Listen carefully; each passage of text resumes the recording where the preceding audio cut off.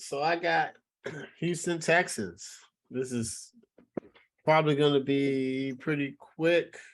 New head coach, Lovey Smith. I like Lovey, but he's the first time, not the first time head coach, but this is his first year as Houston head coach, so no evaluation on that, which is fair because he hasn't did anything yet.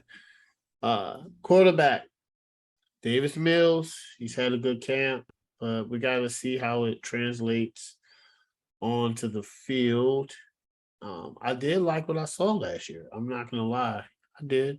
From Davis Mills, he was everybody was talking about him out of Stanford, and he lived up to it. He was a quality pick. Um, Running back Marlon Mack is they say he's completely healthy. They say he's been balling at camp. Him and Damian Pierce. So I think they got two really good, solid running backs. Wide receivers, Brandon Cooks, who's solid every year. And they got Philip Dorsett.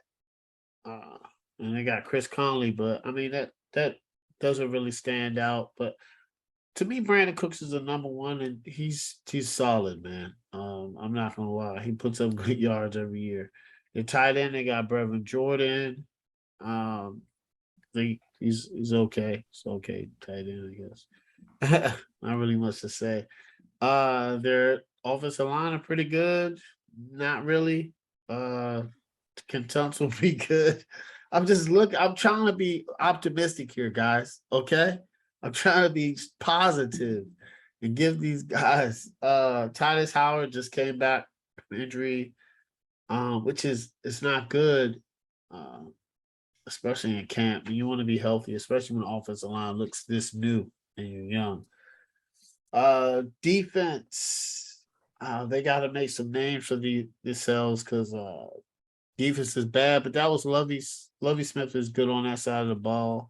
So we'll see. Jerry Hughes is definitely a name that sticks out. Um, he can produce some sacks, but Christian Kirksey, who name stood out last year, I think is good. And they had the top three pick last year, I believe, because Derek Stingley Jr. has been balling in camp. He's been healthy.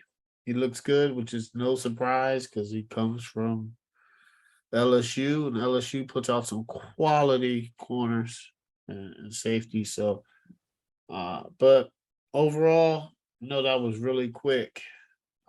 This roster is just, they just need a lot of growth, and hopefully, Lovey Smith, hopefully, he's not a lame duck coach because he had one last year, and it's like, I mean, again, so hopefully they give Lovey Smith some time with this roster, and hopefully they're gonna have the draft picks. So hopefully, they develop, but I just don't see them being a good team. And this year is just for once again evaluation. I don't think they're in the running for the top pick. I don't think they're looking for a quarterback, but they're a lot of pieces away from being a good franchise. So I think they're gonna have another bad year, go 3-14. Okay, Corey Houston. Look, as with the Texans, I will be brief. Good luck, Lovey Smith. I will say we all questioned the David Collins hiring as head coach last year.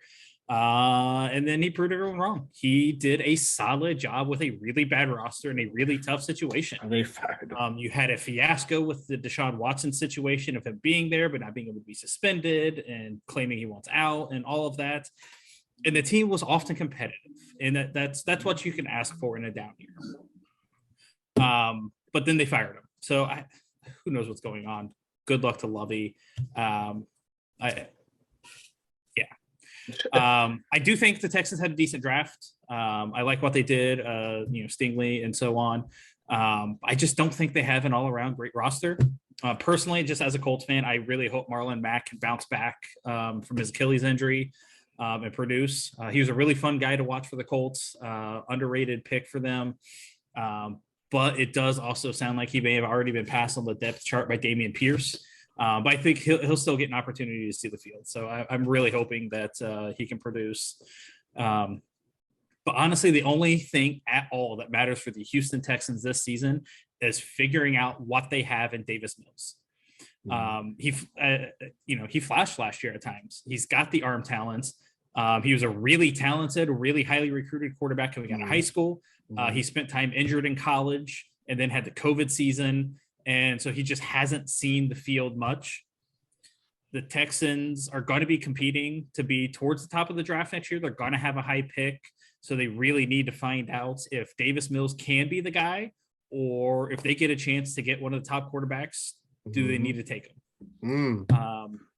I think 3-13 would be a solid season for them as long as they do show some sort of progression. But it's the records are relevant. You need to find out if Davis Mills can be your quarterback.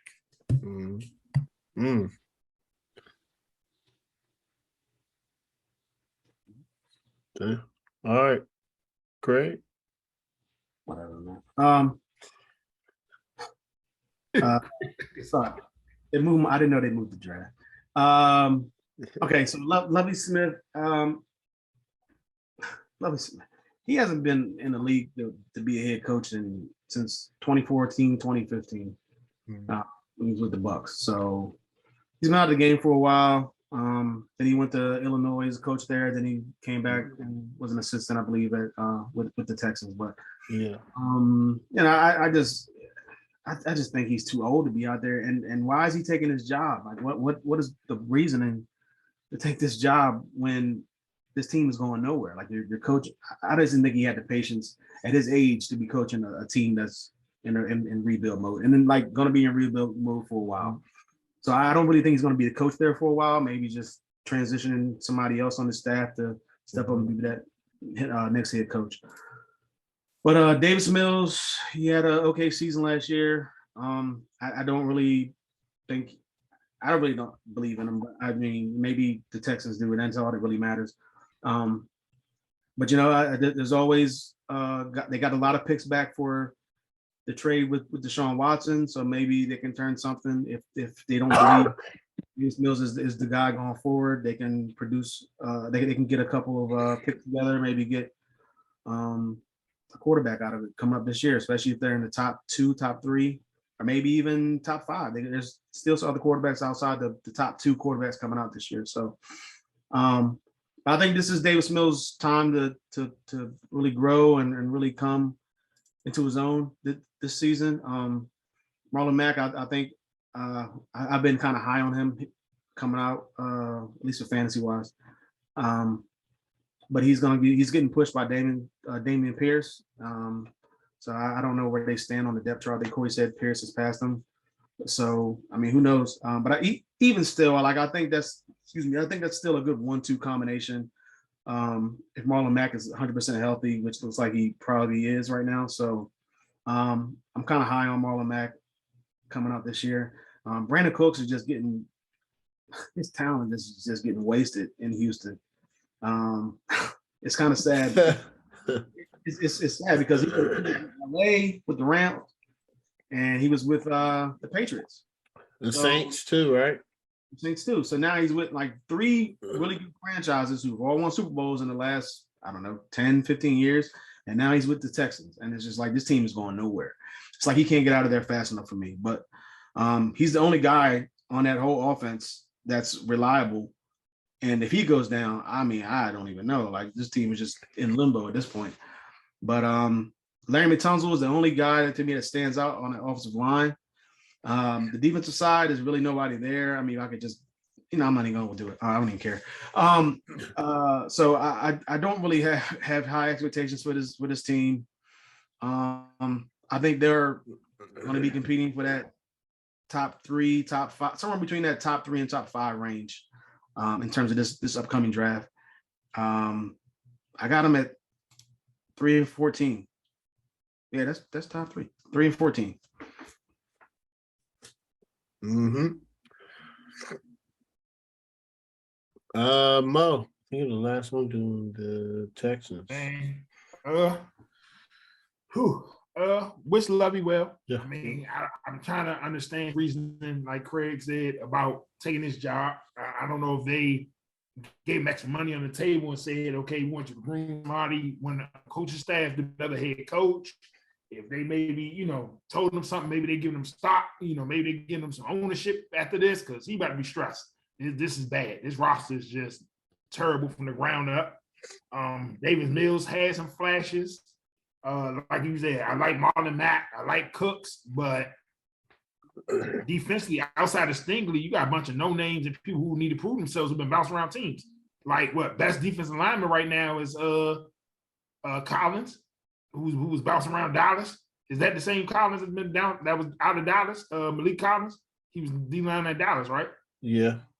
Like, I think looking at their roster, I think that's their best D lineman right now. They most consistent or most, played D lineman. I think it's another one, that we said is inconsistent. But other than that, this roster is hurtful. And it's like they're going to battle with the Bears for the worst record in this league. Like, honestly, I think them and the Bears are going to battle out for the worst record in the NFL this year. Like, I see the Lions having more wins than both of them. Like, so I see it almost being a battle between them two for worst record in the NFL. Them and the Bears, because the Bears are going to be terrible. Well, the Bears are going to be terrible. But I say 3-14. Maybe a fourth one. They catch somebody sleeping, catch somebody on like a bye week or catch somebody sleeping off guard, thinking they smelling themselves. Maybe they catch a team that had like a 7-game win streak or something like that, and they just smelling themselves, and maybe they, catch them on an off day or something like that. But yeah, I see 4 wins at the highest, but I can see 3 or less. I can honestly not even be shocked if I see 3 or less.